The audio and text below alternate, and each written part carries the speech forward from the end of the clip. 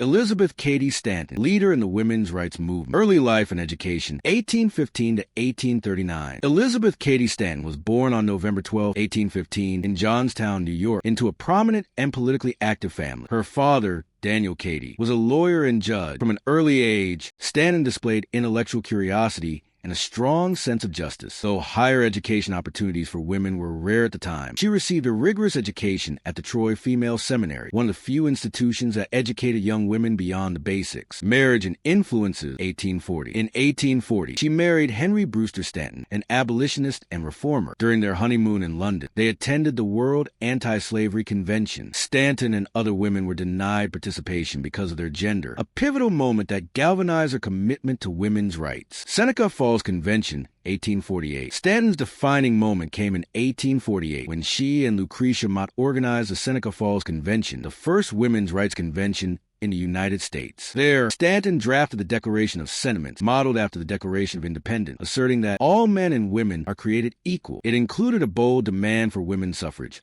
a radical idea at the time. Partnership with Susan B. and in the 1850s, Stanton began a lifelong partnership with Susan B. Anthony. Stanton was a thinker and writer. Anthony, the speaker and organizer. Together, they campaigned tirelessly for women's suffrage, property right, divorce law reform, and other issues affecting women. Though they often faced intense criticism, they became the face of the women's rights movement in the U.S. Later activism and writing, Stanton continued her activism after the Civil War, though she sometimes clashed with other reformers over priority, especially when the 15th Amendment granted voting rights to black men but not women. In 1869, Stanton and Anthony founded the National Woman Suffrage Association, NWSA. She also wrote extensively, including speeches, articles, and books.